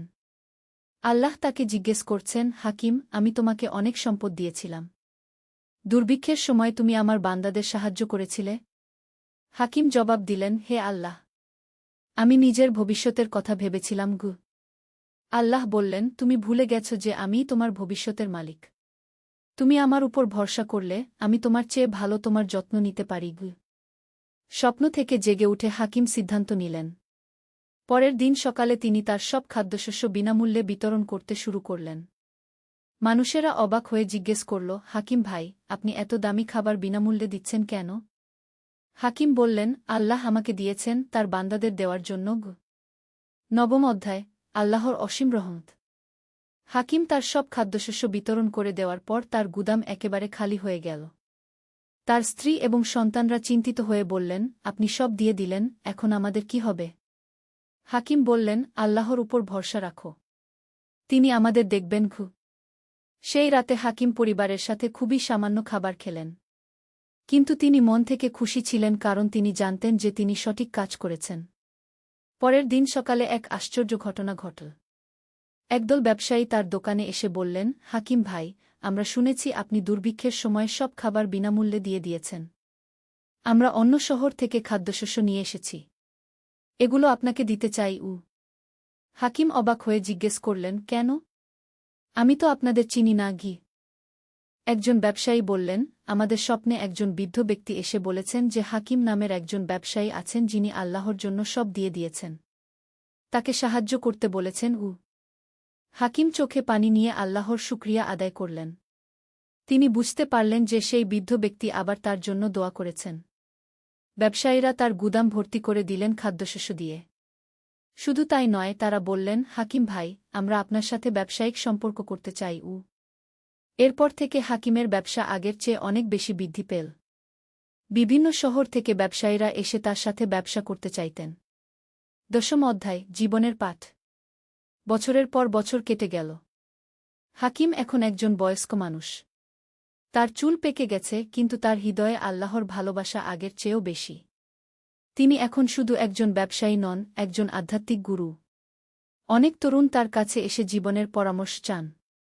একদিন এক তরুণ ব্যবসায়ী তার কাছে এসে বলল, হাকিম চাচা, আমি খুব পরিশ্রম করি কিন্তু সাফল্য পাচ্ছি না, কি করব? হাকিম তার দিকে তাকিয়ে বললেন, বেটা, তুমি কি আল্লাহর উপর ভরসা করো? তুমি কি গরিবদের সাহায্য করো? তরুণটি বলল, আমি নামাজ পড়ি, কিন্তু গরিবদের সাহায্য করার মতো অবস্থা আমার নেই। হাকিম হেসে বললেন, বেটা, আমি একসময় তোমার মতোই ভাবতাম। আমি মনে করতাম সবকিছু আমার পরিশ্রমের ফল। কিন্তু আল্লাহ আমাকে শিক্ষা দিয়েছেন যে সাফল্য আসে তার রহমতে। তারপর হাকিম তার জীবনের পুরো গল্প বললেন, কিভাবে তিনি অহংকারী ছিলেন, কিভাবে একজন বৃদ্ধ ব্যক্তির দোয়ায় তার জীবন বদলেছে, এবং কিভাবে আল্লাহর উপর ভরসা এবং গরিবদের সেবা তাকে প্রকৃত সাফল্য এনে দিয়েছে। তরুণটি মনোযোগ দিয়ে গল্প শুনল এবং বলল, চাচা, কিন্তু আমার কাছে তো খুব কম টাকা আছে। আমি কিভাবে গরিবদের সাহায্য করব? হাকিম বললেন, বেটা, দান করার জন্য অনেক টাকার দরকার হয় না। একটি ভিক্ষুককে এক টুকরো রুটি দেওয়া, একজন অসুস্থ মানুষের সেবা করা, কিংবা একজন দুঃখীর সাথে সদয় ব্যবহার করা, এগুলোও দান। আল্লাহ ছোট কাজেও বড় সোয়াব দেন।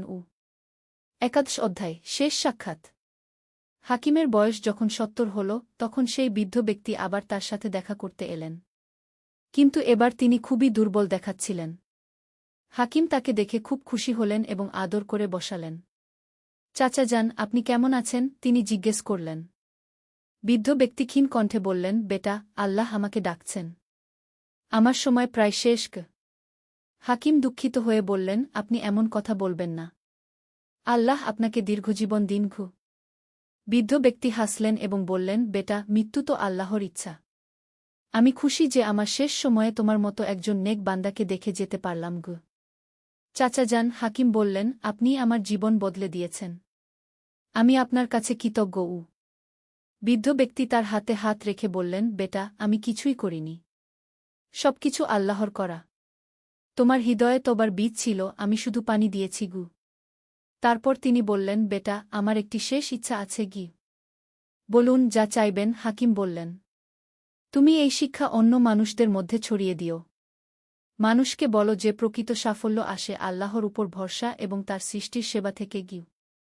হাকিম কাঁদতে কাঁদতে বললেন, আমি প্রতিজ্ঞা করছি, আমি এই বার্তা সবার কাছে পৌঁছে দেব। দ্বাদশ অধ্যায়, অমর শিক্ষা। বৃদ্ধ ব্যক্তিটি কয়েকদিন পর ইন্তেকাল করলেন। হাকিম তার জানাজায় অংশগ্রহণ করলেন এবং তার কবরে নিয়মিত ফাতেহা পড়তেন। হাকিম তার প্রতিজ্ঞা অনুযায়ী মানুষের মধ্যে এই শিক্ষা ছড়িয়ে দিতে লাগলেন। তিনি তার দোকানের পাশে একটি ছোট্ট সভাগার তৈরি করলেন, যেখানে প্রতি সপ্তাহে তিনি মানুষদের কাছে ইসলামের সুন্দর শিক্ষা তুলে ধরতেন। তিনি বলতেন, ভাই ও বোনেরা, আমি একসময় ভেবেছিলাম যে সাফল্য মানে শুধু অর্থ উপার্জন। কিন্তু আল্লাহ আমাকে শিখিয়েছেন যে প্রকৃত সাফল্য হল তার সন্তুষ্টি অর্জন এবং মানুষের সেবা করা।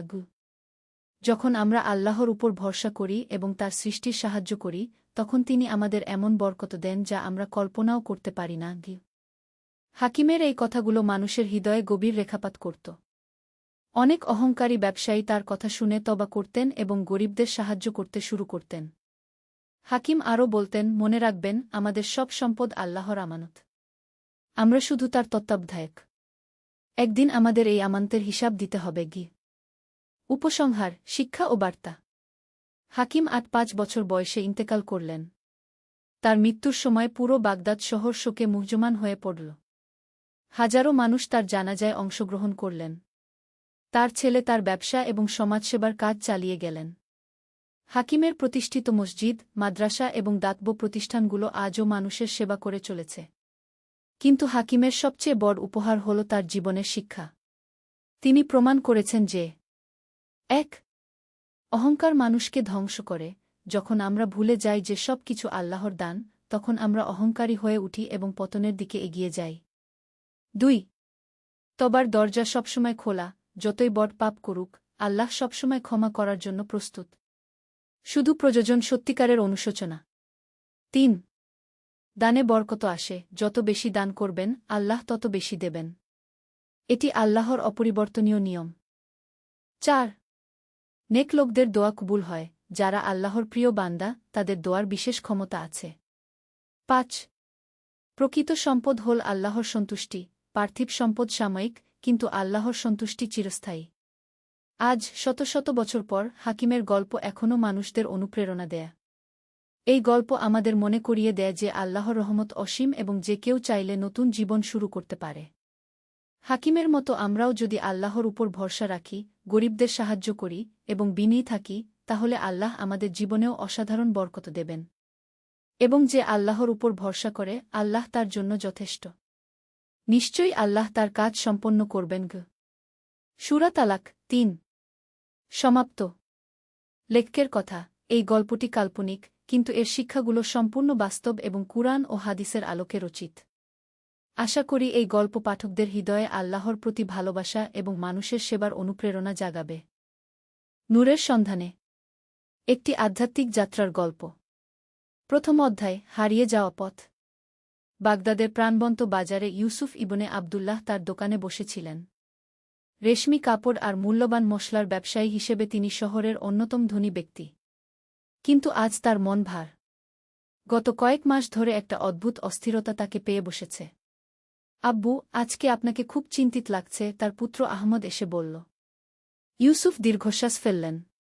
বেটা, আমার কাছে দুনিয়ার সব কিছু আছে, অথচ মনে হচ্ছে যেন কিছুই নেই গি। আহমদ পিতার পাশে বসে বলল, আপনি কি কোনো ভুল করেছেন? জানি না আহমদ, কিন্তু রাতে ঘুম আসে না। স্বপনে দেখি অন্ধকার এক গুহায় আমি হাঁটতে বেড়াচ্ছি আলোর খোঁজে গু। ঠিক সেই মুহূর্তে দোকানে এক বৃদ্ধ লোক প্রবেশ করলেন। তার চোখে ছিল গভীর শান্তি আর মুখে মিষ্টি হাসি। সাদা দাড়ি, সাদা পোশাক, কিন্তু চোখ দুটো ছিল যেন তারার মতো উজ্জ্বল। আসসালামু আলাইকুম বেটা গি। ওয়া আলাইকুমুসসালাম দাদাজি। কিছু দরকার? বৃদ্ধ লোকটি ইউসুফের চোখের দিকে তাকিয়ে বললেন, আমি দেখছি তুমি আলোর খোঁজ করছ। ইউসুফ চমকে গেলেন। আপনি কি করে জানলেন? যার হৃদয় অন্ধকারে ভরা তার চোখেই তা প্রকাশ পায়। কিন্তু সুখবর এই যে তুমি অন্তত বুঝতে পেরেছ যে তোমার আলো দরকার গু। ইউসুফ দাঁড়িয়ে বৃদ্ধের সামনে সম্মানের সাথে বসলেন। দয়া করে বলুন, আমি কি করব? তুমি কি জান আল্লাহ তাআলা কোরআনে কি বলেছেন? বৃদ্ধ লোক বললেন, যে আল্লাহর স্মরণে হৃদয়সমূহ শান্তি পায়। তুমি ধনসম্পদের পিছনে দৌড়াতে দৌড়াতে আল্লাহকে ভুলে গেছ। ইউসুফের চোখে পানি এসে গেল। হ্যাঁ, আপনি ঠিক বলেছেন। আমি নামাজ পড়ি, কিন্তু মনোযোগ থাকে ব্যবসায়। কোরআন তিলাওয়াত করি, কিন্তু মন থাকে লাভ-ক্ষতির হিসেবে।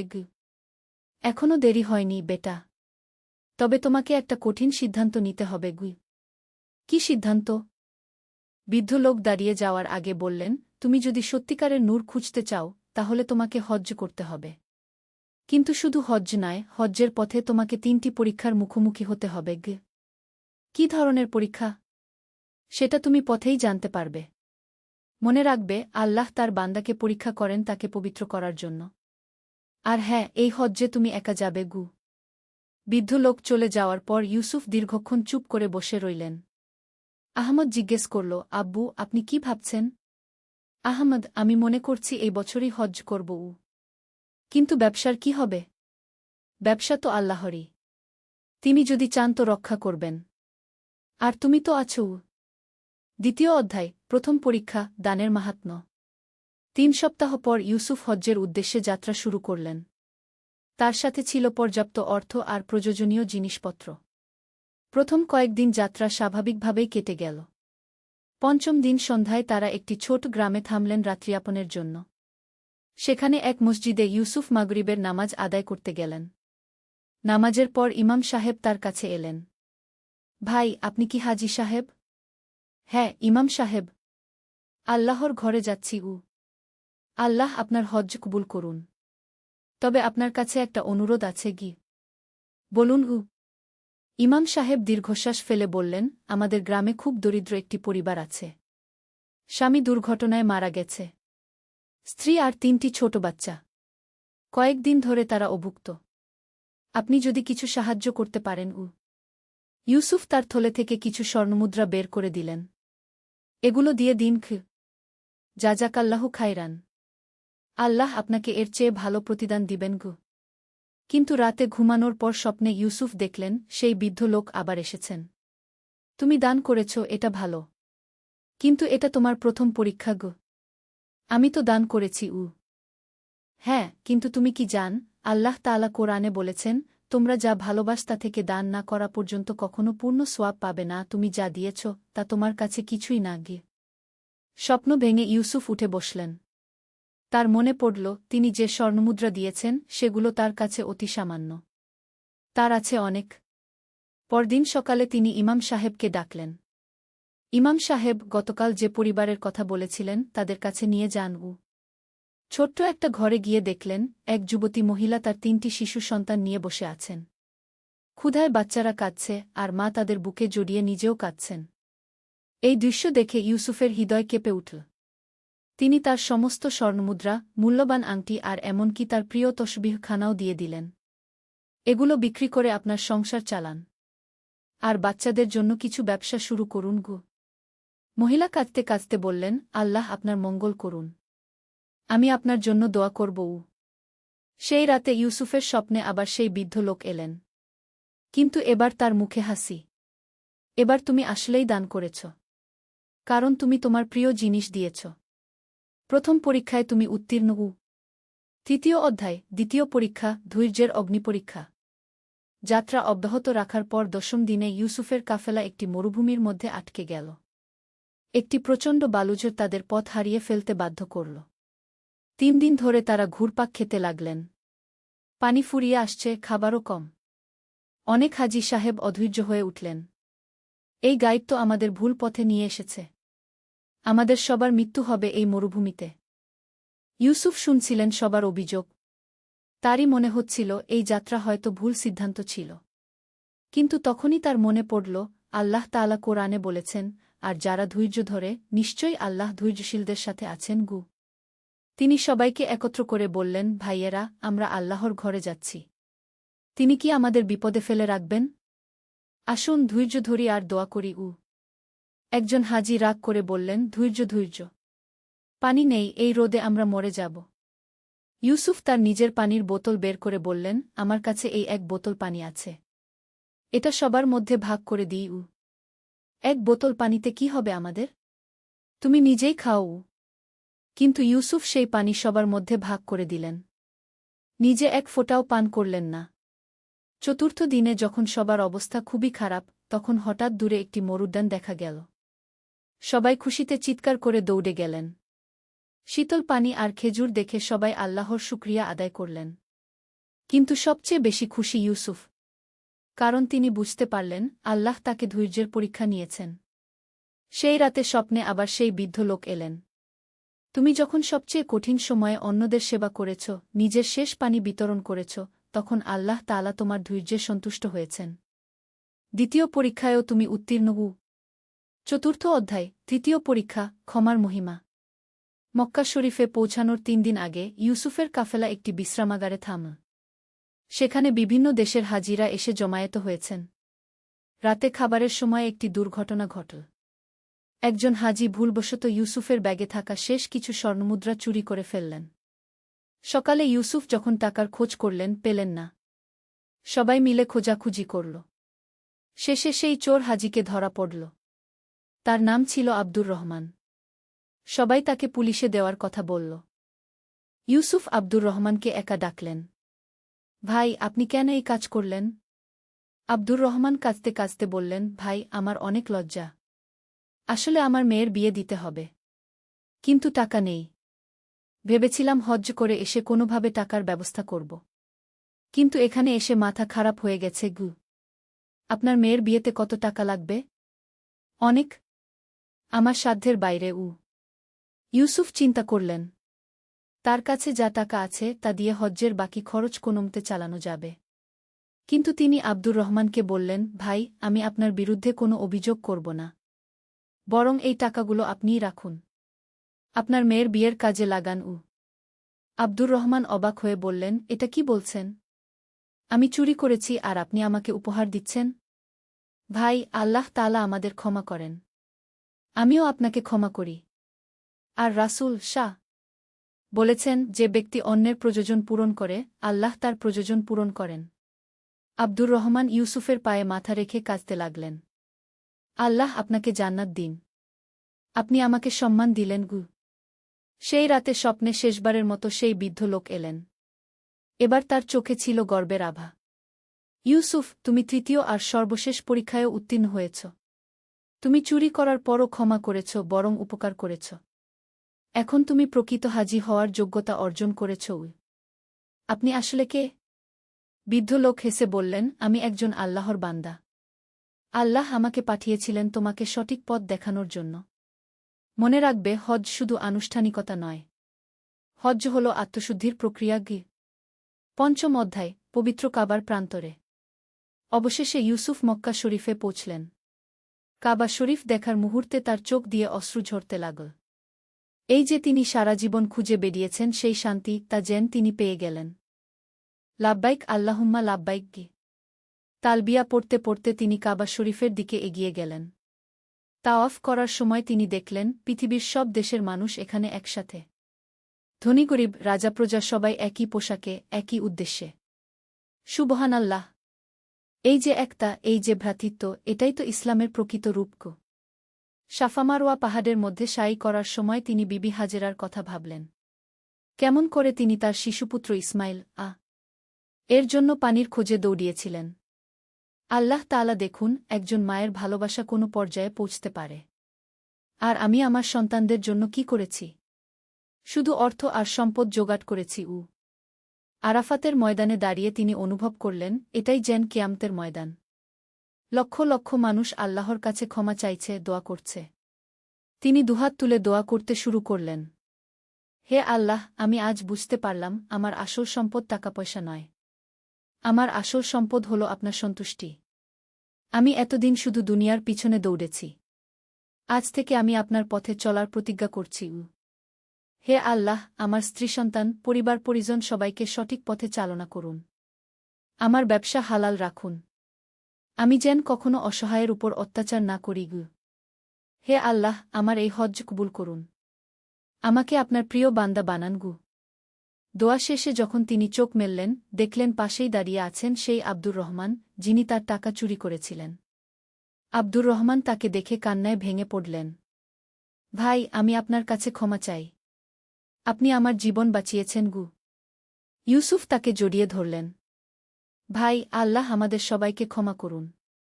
আমরা সবাই তার বান্দা। ষষ্ঠ অধ্যায়, নতুন জীবনের শুরু। হজ শেষে ফেরার পথে ইউসুফের মন ছিল অন্যরকম।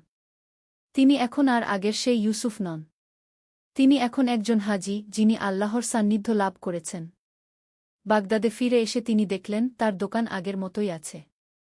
ছেলে আহমদ ব্যবসা দেখাশোনা করেছে। কিন্তু আহমদ লক্ষ্য করল তার আব্বুর মধ্যে এক অদ্ভুত পরিবর্তন এসেছে। আব্বু, আপনার চেহারায় একটা নূর এসেছে। আপনাকে খুবই শান্ত লাগছে। ইউসুফ হাসলেন। হ্যাঁ বেটা, আল্লাহর ঘরে গিয়ে আমি আমার হারানো শান্তি খুঁজে পেয়েছি। কিন্তু এখন আমাদের কিছু পরিবর্তন আনতে হবে। কি ধরনের পরিবর্তন? প্রথমত, আমরা আর শুধু লাভের জন্য ব্যবসা করব না। আমাদের ব্যবসা হতে হবে হালাল, ন্যায়সঙ্গত। দ্বিতীয়ত, আমাদের আয়ের একটা অংশ গরিব দুঃখীদের মধ্যে বিতরণ করতে হবে। আহমদ খুশি হয়ে বলল, এটা তো খুবই ভালো কথা। আমিও চাই আমাদের ব্যবসা আল্লাহর সন্তুষ্টি অর্জনের জন্য হোক। পরের দিন থেকে ইউসুফ তার জীবনযাত্রায় আমূল পরিবর্তন আনলেন। প্রতিদিন ফজরের নামাজের পর কোরআন তিলাওয়াত করতেন। দোকানে যাওয়ার আগে দোয়া করতেন। হে আল্লাহ, আজকের ব্যবসায় আমাকে সৎ পথে রাখুন। যেন কোনো অন্যায় না করি। একদিন এক গ্রাহক এসে দামি একটি রেশমি কাপড় কিনতে চাইলেন। কাপড়টিতে একটি ছোট দাগ ছিল, যা খালি চোখে দেখা যেত না। আগে হলে ইউসুফ সেটা লুকিয়ে রাখতেন। কিন্তু এবার তিনি সত্য বলে দিলেন। ভাই, এই কাপড়ে একটি ছোট দাগ আছে। দামটা একটু কম হবে। গ্রাহক অবাক হয়ে বললেন, এত সৎ ব্যবসায়ী আজকাল পাওয়া যায় না। আপনি ঠিক দামেই দিন। এভাবে দিন যেতে লাগল। ইউসুফের সততার কথা ছড়িয়ে পড়ল সর্বত্র। আগের চেয়ে বেশি গ্রাহক আসতে শুরু করল। কিন্তু সবচেয়ে বড় পরিবর্তন এলো তার পারিবারিক জীবনে। সপ্তম অধ্যায়, পরিবারের নতুন দিগন্ত। হজ্জ থেকে ফেরার পর ইউসুফ বুঝতে পারলেন তিনি তার পরিবারকে যথেষ্ট সময় দেননি। তার স্ত্রী ফাতিমা আর ছেলে আহমদ, তাদের সাথে তার সম্পর্ক ছিল শুধু বস্তুগত। একদিন সন্ধ্যায় তিনি ফাতিমাকে বললেন, শোনো, আমি তোমার সাথে খোলাখুলি কথা বলতে চাই। ফাতিমা অবাক হলেন। কি ব্যাপার? আপনি খুব গম্ভীর লাগছেন। ফাতিমা, আমি বুঝতে পারছি এতদিন আমি একজন স্বামী হিসেবে, একজন বাবা হিসেবে আমার দায়িত্ব পালন করিনি। শুধু টাকা পয়সা দিয়েছি, কিন্তু সময় দিইনি। ফাতিমার চোখে পানি এলো। এই কথা আপনি এত বছর পর বলছেন? হ্যাঁ, কারণ হজ্জ করে আমি বুঝেছি পরিবার হল আল্লাহর আমানত। এই আমানতের যত্ন নেওয়া আমার দায়িত্ব। সেই রাত থেকে ইউসুফ প্রতিদিন মাগরিবের পর পরিবারের সাথে সময় কাটাতেন। কোরআনের তাফসির পড়তেন, হাদিস শরীফের গল্প বলতেন। আহমদ বাবার পরিবর্তন দেখে খুশি। আব্বু, আপনার সাথে এখন কথা বলতে খুব ভালো লাগে। আগে তো আপনি সব সময় ব্যবসার কথা ভাবতেন। হ্যাঁ বেটা, আমি ভুল বুঝেছিলাম। ভেবেছিলাম অর্থসম্পদই সব। কিন্তু আসলে পারিবারিক শান্তিই সবচেয়ে বড় সম্পদ। ইউসুফ তার ব্যবসা থেকে নিয়মিত দান খরাত করতে শুরু করলেন। প্রতি জুমুবারে মসজিদে গিয়ে গরিব মানুষদের খোঁজ নিতেন। এতিম বাচ্চাদের লেখাপড়ার খরচ দিতেন। একদিন মসজিদের ইমাম সাহেব তার কাছে এলেন। হাজি সাহেব, আপনার পরিবর্তন দেখে আমি অভিভূত। আপনি এখন সবার অনুপ্রেরণা গু। ইমাম সাহেব, আল্লাহর রহমতে আমি সঠিক পথ পেয়েছি। কিন্তু এখনও অনেক কিছু করার বাকি গু। কি করতে চান? ইউসুফ একটু ভেবে বললেন, আমি চাই আমাদের এলাকায় একটি মাদ্রাসা প্রতিষ্ঠা করতে, যেখানে গরিব বাচ্চারা বিনামূল্যে কোরআন হাদিস শিখতে পারবে গু। অষ্টম অধ্যায়, সমাজের খেদমত। ইউসুফের মাদ্রাসা প্রতিষ্ঠার পরিকল্পনা শুনে পুরো এলাকার মানুষ এগিয়ে এল। কেউ জমি দিল, কেউ শ্রম দিল, কেউ অর্থ দিল। 6 মাস পরে নুরুল হেদায়া মাদ্রাসা প্রতিষ্ঠিত হল। প্রথম দিনে 500টি শিশু ভর্তি হল। ইউসুফ নিজেই সপ্তাহে 2 দিন শিশুদের নৈতিক শিক্ষা দিতেন। একদিন এক বাচ্চা তাকে জিজ্ঞেস করল, হাজি চাচা, আপনি এত টাকা খরচ করে আমাদের জন্য মাদ্রাসা বানালেন কেন? ইউসুফ বাচ্চাটিকে কোলে নিয়ে বললেন, বেটা, আল্লাহ আমাকে অনেক কিছু দিয়েছেন। এগুলো তার আমানত। তাই অন্যদের সাথে ভাগ করে নেওয়া আমার কর্তব্য। তাহলে আমরা বড় হয়ে কি করব? তোমরা ভালো মানুষ হবে, দেশ ও জাতির সেবা করবে, আর সবসময় আল্লাহকে ভয় করবে গু। মাদ্রাসা ছাড়াও ইউসুফ এলাকায় একটি বিনামূল্যে চিকিৎসাকেন্দ্র খুললেন। গরিব রোগীরা যেন বিনা পয়সায় চিকিৎসা পায়। একদিন এক বৃদ্ধা এসে বলল, বেটা, আমার কোনো সন্তান নেই। আমার মৃত্যুর পর আমাকে কে দাফন করবে? ইউসুফ তার হাত ধরে বললেন, আম্মা, আপনি চিন্তা করবেন না, আমি আছি। আপনি আমার মা গু। এভাবে ইউসুফ এলাকার সকল অসহায় মানুষের পাশে দাঁড়ালেন। তার ভালো কাজের খবর ছড়িয়ে পড়ল দূরদূরান্তে। নবম অধ্যায়, পরীক্ষা আবারও। ইউসুফের জীবন যখন খুব সুন্দরভাবে চলছিল, তখন আবার একটি বড় পরীক্ষা এল। তার প্রধান ব্যবসায়িক অংশীদার হঠাৎ মারা গেলেন। সেই সাথে একটি বড় লোকসানের মুখে পড়লেন। আহমদ চিন্তিত হয়ে বলল, আব্বু, আমাদের অবস্থা খুব খারাপ। মাদ্রাসা আর চিকিৎসাকেন্দ্রের খরচ কিভাবে চালাব? ইউসুফ শান্তভাবে বললেন, বেটা, আল্লাহ পরীক্ষা করছেন। দেখছেন আমরা তার উপর কতটুকু ভরসা রাখি। কিন্তু আমাদের তো অনেক দায়বদ্ধতা আছে গি। চিন্তা করিস না, যিনি এতদিন রিজিক দিয়েছেন তিনি এখনও দিবেন গু। ইউসুফ সেই রাতে অনেক দোয়া করলেন। তার মনে পড়ল হজ্জের সময়ের কথা, কেমন করে আল্লাহ তাকে বিপদ থেকে উদ্ধার করেছিলেন। পরের দিন সকালে একটি অভাবনীয় ঘটনা ঘটল। শহরের সবচেয়ে বড় ব্যবসায়ী হাজি ইব্রাহিম তার দোকানে এলেন। ইউসুফ ভাই, আমি আপনার সততার কথা শুনেছি। আমি আপনার সাথে ব্যবসায়িক অংশীদারিত্ব করতে চাই। ইউসুফ অবাক হয়ে বললেন, কিন্তু আমার অবস্থা এখন ভালো না গে। সেটা কোনো ব্যাপার না, আমি জানি আপনি সৎ মানুষ, আর আল্লাহ সৎ মানুষদের সাহায্য করেন। এভাবে আল্লাহ তায়ালা ইউসুফের জন্য নতুন পথ খুলে দিলেন। শুধু তাই নয়, হাজি ইব্রাহিমও মাদ্রাসা আর চিকিৎসাকেন্দ্রের খরচে অংশীদার হলেন। দশম অধ্যায়, জীবনের সন্ধ্যালগ্ন। 20 বছর কেটে গেল। ইউসুফ এখন একজন প্রবীণ হাজি সাহেব। তার চুলদাড়ি সাদা হয়ে গেছে, কিন্তু চোখে আছে আগের মতোই জ্যোতি। আহমদ এখন একজন সফল ব্যবসায়ী, কিন্তু বাবার আদর্শে গড়া। সেও বাবার মতো সৎভাবে ব্যবসা করে, গরিবদের সেবা করে। একদিন আহমদ বলল, আব্বু, আমি এবার হজ্জ করতে চাই। ইউসুফ খুশি হয়ে বললেন, আল্লাহর শুকরিয়া, তুমি যাও।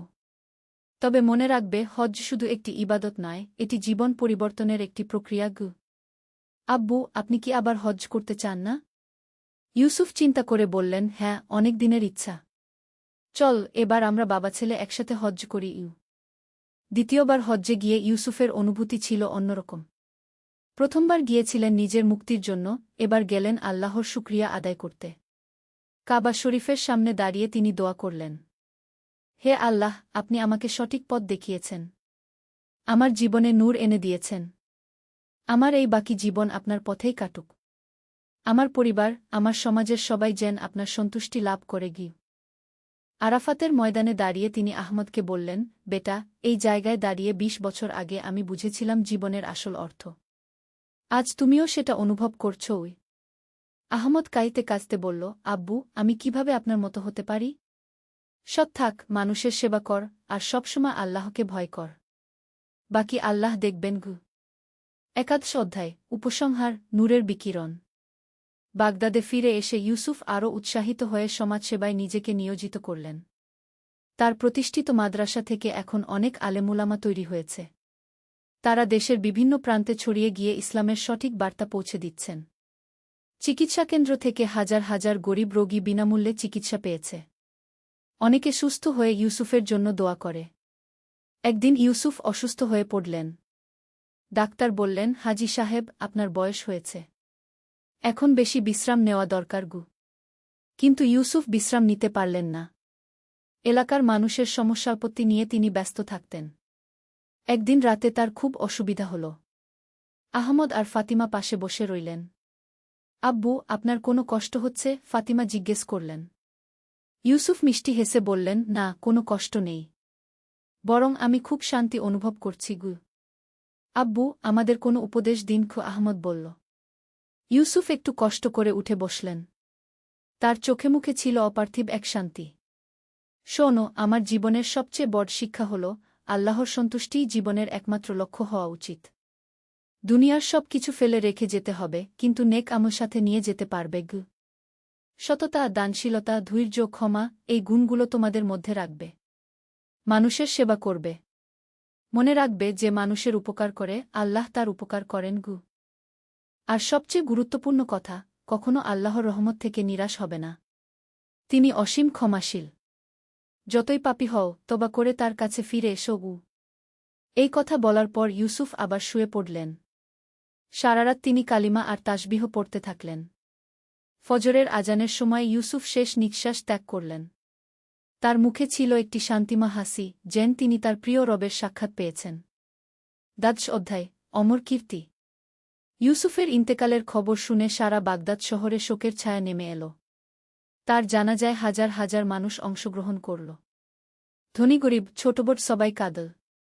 মাদ্রাসার একজন ছাত্র কাঁদতে কাঁদতে বলল, হাজি চাচা আমাদের ছেড়ে চলে গেলেন, এখন আমরা কি করব? আহমদ তাকে সান্ত্বনা দিয়ে বললেন, কাঁদো না বেটা, আব্বু তো মরেননি। তার আদর্শ, তার শিক্ষা আমাদের মাঝে বেঁচে আছে গি।